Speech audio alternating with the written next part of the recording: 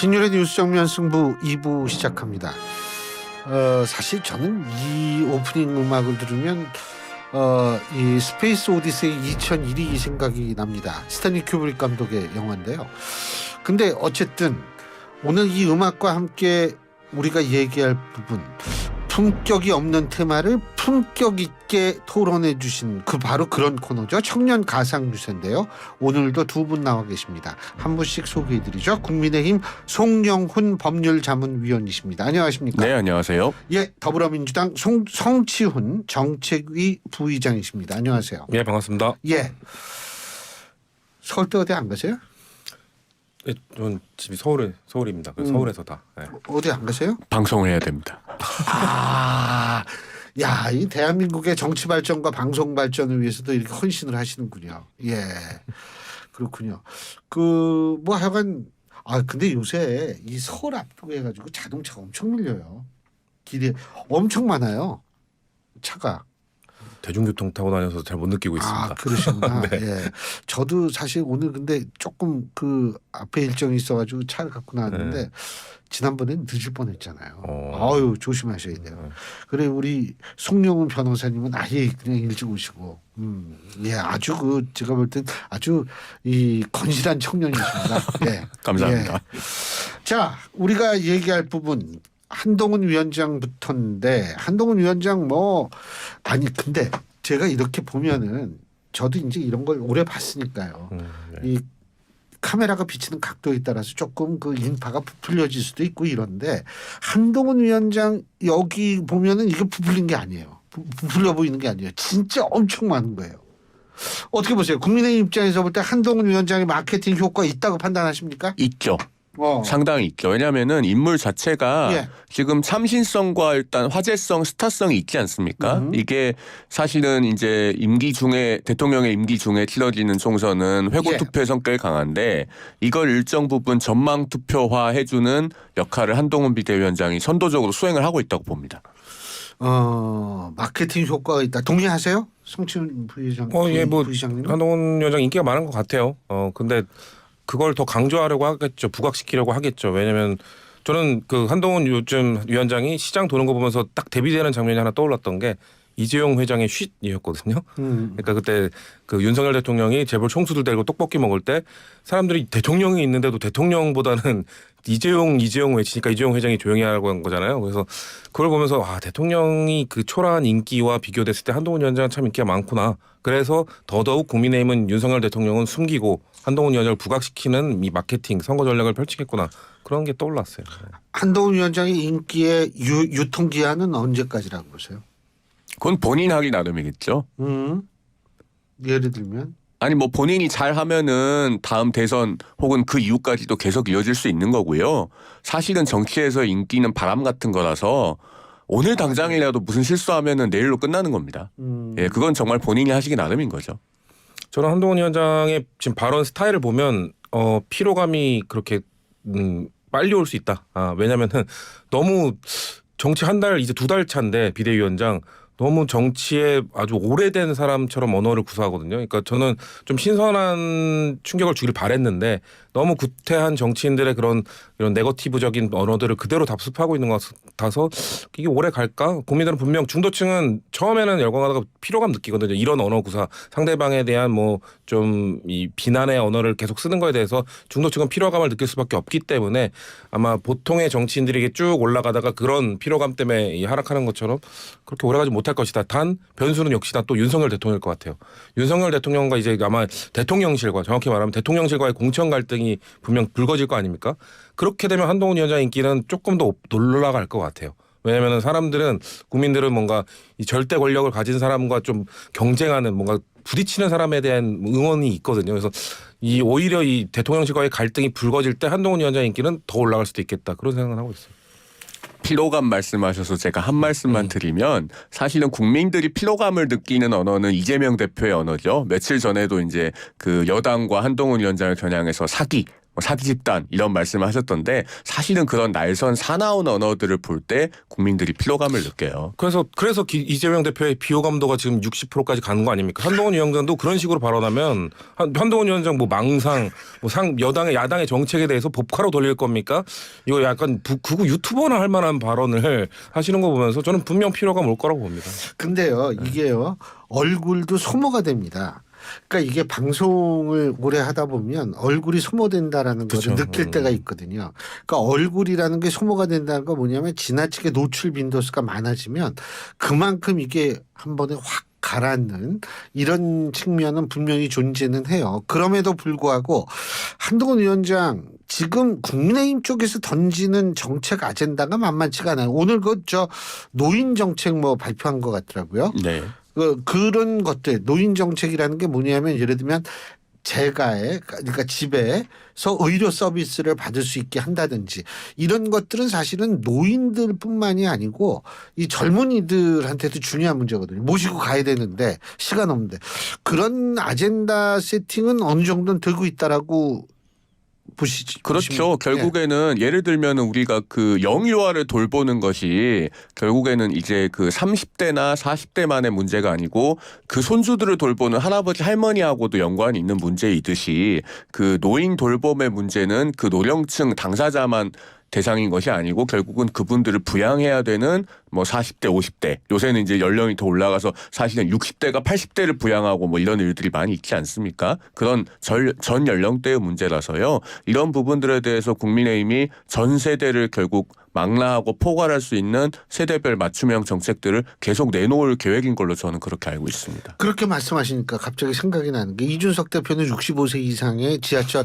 무료 승차 이거 지금 폐지하고 1년에 12만 원 주고 그러니까 달달이 10,000원씩 주고 뭐 40% 할인해 준다. 어떻게 판단하십니까? 매우 부적절했죠. 왜냐하면은 문제제기는 좋았어요. 그 역차별. 그러니까 역세권이 아닌 노인분들이나 지방에 계신 노인분들이 혜택을 받지 못한다. 그러기 위해서 그분들을 위한 추가적 혜택이 필요하다고 주장했으면 저는 역시 이준석 이랬을 것 같은데 반대로 뭔가 그 풀어가는 방식이 그 역차별 받는 분들도 있으니까 다 없애버리자. 그리고 똑같이 12만 원 적용하자. 이거 매우 부적절하거든요. 그리고 그 방식이 너무 악질적이잖아요. 무슨 뭐 경마장에 가장 많이 마치 노인분들이 다 본인들이 갖고 있는 도박을 통해서 막 탕진하는 것처럼 이미지화하는 그런 나쁜 마케팅 방법. 혹시 오히려 또 그것도 어떻게 보면 역시 이준석이다라는 느낌을 줬죠. 그래서 전 이준석 대표가 보면은 문제의식까지는 괜찮은 게 있어요. 근데 그걸 풀어가는 방식이 제가 방금 말씀드린 것처럼 노인 교통복지 정책을 확대합시다라고 하면은 이슈가 안 됐겠죠. 그러니까 자극적으로 어그로를 끌기 위해서 뭔가 이슈 파이팅을 하기 위해서 그런 나쁜 방식을 채택하는 그 버릇을 좀 고쳐야 된다고 생각합니다. 참고적으로 그냥 저는 무임 승차라고 얘기하지는 않습니다. 저는 무료 승차라고 보는 무임과 무료는 엄청나게 차이가 있거든요. 이 무료 승차 하시는 분들이 가장 많이 내린 적이 4호선의 뭐 경마장역이다 이런 식으로 얘기를 했는데 전체로 따지면 제가 알기로는 12위인가? 17이라고 데이터가 네. 나왔습니다. 거짓말이었죠. 그러니까 이제 그게 딱 그것만 띄워가지고 얘기하니까 마치 그렇게 되는데 실제로 데이터상으로 보면 좀 다르다는 점을 제가 말씀을 드리겠습니다. 자, 이재명 대표 역시도 광주 방문을 했습니다. 근데 이게 지금 굉장히 이재명 대표 역시도 굉장히 많은 인파가 광주에서 모였는데 이거 테러 방지 어떻게 잘 되고 있다고 판단하세요? 현재는 사실은 여전히 위험에 노출돼 있죠. 그 여야 대표들에 대해서는 좀 경호는 선거 기간 개시 전에 조속히 좀 강화를 할 필요가 있을 것 같고요. 근데 저희가 이전에도 한번 이 주제로 대화를 나눈 적이 있긴 한데 진짜 그 일반 후보들 선거 기간에 딱히 이렇게 경호를 강화하는 게 쉽지가 않습니다. 왜냐하면 그 군중들과 스킨십을 해야 되기 때문에 이런 부분에서 참 추가적인 어떤 불상사가 일어나지 않도록 그 여야에서 일단 날선 언어를 좀 자제해야 된다. 이 말씀 드립니다. 왜냐하면 말의 힘이 정말 무서운 게요. 그 정치인들이 계속 날선 언어로 서로를 공격하고 혐오하고 헐뜯기 시작하면 그게 유튜브를 통해서 혹은 SNS를 통해서 계속 증폭이 되고 결국은 혐오와 그 증오의 골이 깊어집니다. 그런 것들이 결국 누군가를 통해서 그 병리 현상이 나타나는 거거든요. 이거 정말 좀 여야에서 신경을 썼으면 좋겠다는 말씀 드립니다. 그 이재명 대표가 상인들하고 만나서 이 지역 화폐 예산 국민의힘이 깎았다 막 이런 거를 이제 비판을 했는데 그 부분은 어떻게 보세요? 예산 깎았죠. 근데 뭐 한동훈 위원장 그 원래 정부가 지금 그 예산을 좀 지자체가 감수해라. 정부가 지원해 주는 거 깎겠다. 그러면서 그 한도는 늘렸다라고 하는데 그 말은 뭐냐면 예산은 깎고 한도는 늘렸다. 너 지자체들이 그거 좀 더 많이 할 수 있게 해줄게 이거거든요. 근데 지금 사실 그 역대급 세수 펑크 났고 그리고 그것 때문에 지방으로 가야 되는 지방자치단체로 가야 되는 돈이 안 가고 있는 상황에서 오히려 지원은 깎고 그것만 늘려준다고 그게 무슨 의미가 있는가? 그러니까 한동훈 위원장이 뭔가 그 비판을 하고 지적을 하면 그거에 대해서 그냥 수긍하고 뭐 이걸 발전시켜 나가겠다 이러면 되는데 좀 딴 얘기를 하는 경우에 너무 강한 것 같아요. 이재명 대표도 그런 얘기 강해요.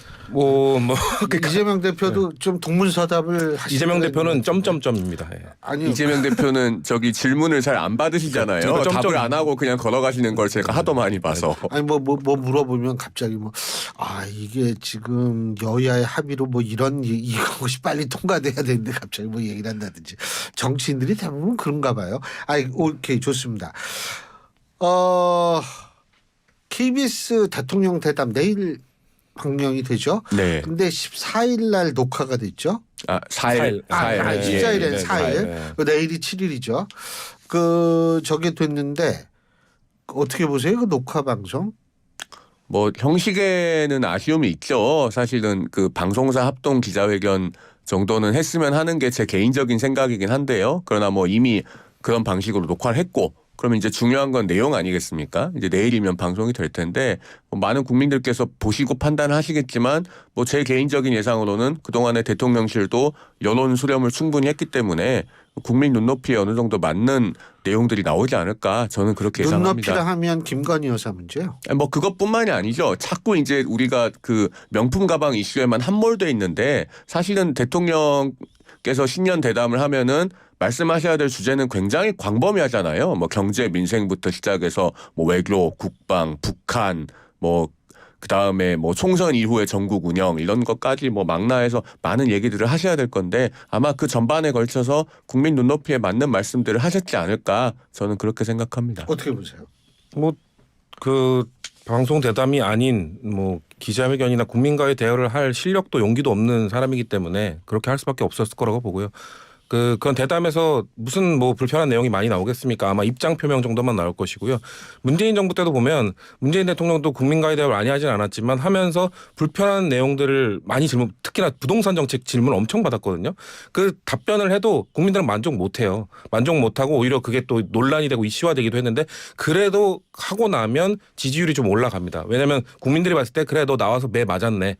와서 국민과 대화 소통했네라고 평가를 해주는 건데 윤석열 대통령은 그 불편한 걸 못하는 거거든요. 불편한 질문을 소화하지 못하기 때문에 지금 대담 형식으로 한 거고 내일 뭐 지켜봐야겠지만 글쎄요. 김건희 여사 관련된 것도 얼마나 뭉뚱그려서 넘어갈지를 좀 봐야 될 것 같고 그 이후에 저는 기대되는 게 김경률 비대위원이 과연 그거에 대해서 어떻게 평가할 것인가. 저는 그게 그분의 진정성을 드러내는 척도가 될 거라고 봅니다. 저는 조금 생각이 다른 게 물론 이 명품 가방 이슈가 아니었으면은 신년 기자회견을 했을 가능성이 더 높았을 것 같긴 합니다. 개인적인 생각입니다만. 그런데 어쨌든 그 이슈가 불거진 이상 그리고 그 이슈는 사실은 처음에 세상에 공개가 됐을 때 바로 입장을 밝혔으면 훨씬 더 좋았을 거예요. 부담이 덜했을 건데 시간이 이제 지났잖아요. 그러면은 대통령의 말씀이라고 하는 것은 하나의 최종적인 상태이기 때문에 그러니까 되돌릴 수가 없는 거예요. 근데 생방송은 이게 실수가 있을 수 있지 않습니까? 저희도 이렇게 생방송을 하고 있지만 생방송은 한 번 실언을 하면 주워 담을 수가 없어요. 근데 대통령의 발언은 최종적인 상태로서 굉장한 무게감과 엄중함을 지니는 겁니다. 그런 점에서 고도의 메시지 관리가 필요하기 때문에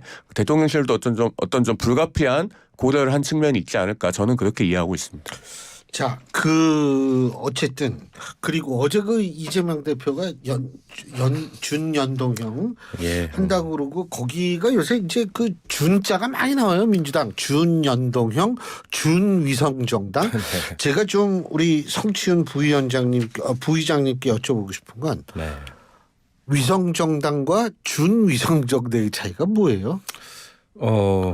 주장하고 있는 것은 국민의힘의 위성정당은 그 위성정당을 통한 의석을 국민의힘이 다 가져가겠다는 거고 준위성정당은 다른 소수정당들과 나눠서 의석을 가져가겠다는 그런 의미가 그런 있는 것 같아요. 의미라면 21대 더불어시민당인가요? 그것도 준위성정당이었어요?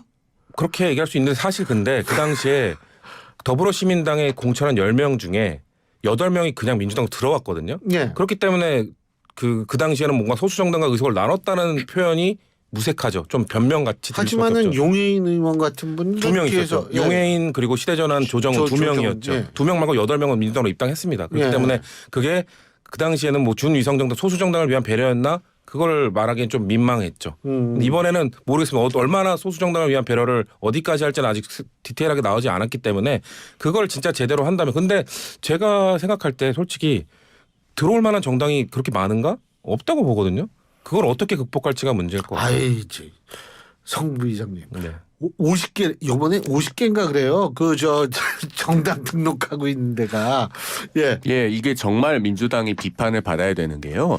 그 21대 국회 때도 이런 준연동형 비례대표제라는 기형적인 제도를 채택한 결과로 말씀하신 것처럼 기본소득당, 시대전환 이렇게 국민들이 이름도 알지 못하는 당이 의석을 건졌습니다. 더불어시민당에 올라타서 일단 비례대표 의석을 받은 다음에 제명을 해주는 형식을 취했죠. 근데 국민의 의사는 기본소득당이라는 당을 알지도 못했고 시대전환이라는 당을 알지도 못했어요. 그런 당들이 의석을 얻었고 사실 냉정하게 말해서 스스로 3% 이상을 득표할 능력이 없는 정당들이었죠. 그 당시에. 그다음에 지금 이번에도 준위성정당이라고 하는 생전 듣도 보도 못한 명칭을 붙이고 있는데 이 본질을 정확하게 설명할 수 있는 용어는 위성의 외주화입니다. 위성의 외주화. 그러니까 위성정당조차도 자기들 손으로 직접 만들기 뭐하니까 소위 이제 그 비례연합정당이라고 하는 걸 외부에서 만들어 놓는 형식으로 해서 우리는 그러면 후보자만 보내겠다 내지는 사람만 보내겠다라는 의도로 이해가 돼요. 이거야말로 위성의 외주화가 아니고 뭡니까? 눈 가리고 아웅하는 거죠. 그러니까 이게 정말로 소수정당의 그 국회 진출을 확대하는 제도가 아니고 결국은 변질돼서 병립형과 결과가 다를 바 없기 때문에 저는 이런 제도를 왜 하는지 정말 모르겠습니다. 국민들도 이해 못하실 거라고 생각해요. 위성의 외주화라는 거에는 좀 반론을 제기하고 싶은데요. 오히려 21대 국회 때는 외주화하면서 뭔가 위성정당 아닌 척했어요. 그러니까 우리는 위성정당 아니고 이거는 뭔가 다른 연합정당입니다. 사실상 다 알고 있는데. 근데 이번에는 그냥 위성정당입니다. 준위성정당이라고 했지만요. 그러면서 아마 공천관리나 왜 21대 국회 때 공천관리가 제대로 안 됐다고 저는 개인적으로 평가를 합니다. 왜냐하면 그 당시에 비례대표 의원 그 더불어시민당 출신들이 매우 많은 설화나 문제를 일으켰기 때문에 그렇기 때문에 차라리 외주를 하는 것보다 직접 그냥 준위성정당이라고 하고 선언하고 가서 제대로 관리해서 공천을 하는 것. 말씀하신 것처럼 50개의 정당 그 당시에도 2개의 정당 말고 다른 정당들도 등록을 했었거든요. 근데 심사에서 걸러냈어요. 그러니까 이번에 더 많은 정당들이 아마 같이 하자고 했을 때 그걸 얼마나 잘 걸러낼 것인가, 얼마나 더 제대로 된 소수 정당에게 그 기회를 줄 것인가. 거기에서 좀 물론 지금의 비판은 수용하지만 그 이후에 이제 또 비판과 그런 것들을 어떻게 감내할 것인가의 단계는 거기에 또 달려 있다고 봅니다. 48cm였었죠. 지난 21대 총선에. 네, 47인가요? 48cm인가? 그래서 48이죠. 수검표를 했죠. 아니요. 그러니까 저 투표 용지가 48cm. 그래서 이게 이 자동 그게 들어가지 않아서 요번에도 요번에 수개표 한다는 거죠? 선관위에서? 선관위에서 근데 제가 얼마 전에 들었는데 선관위에서 35개까지 되는 것까지 준비를 해놨는데 넘어갈까 봐 걱정한다고 요번에 뭐 확실히 넘어가죠. 요번에 제가 볼 땐 50cm 넘어가는 건 문제가 아니에요. 잘하면은 제 키까지 되지 않을까 이런 생각도 들거든요. 제가 182거든요. 잘하면 그 기록을 또 그러니까 투표하러 가면은 이제 투표용지를 끌고 가는 거죠. 그러니까 중요한 거는 이 준연동형 또는 연동형이 결과면에서 21대에서 병립형과 별 차이가 없었어요. 그러면은 이렇게 국민도 이해하지 못하고 여야도 국민들 앞에 부끄러운 위성정당을 만들어야 되는 제도를 왜 하는지 이해하지 못하겠습니다. 예. 시간이 다 됐습니다. 네. 또 다음번에 얘기 계속해 주세요. 알겠습니다. 예, 두 분 말씀 오늘 잘 들었습니다. 고맙습니다. 감사합니다. 예, 지금까지 국민의힘 송영훈 법률자문위원, 더불어민주당 성치훈 정책위 부의장 두 분과 함께했습니다.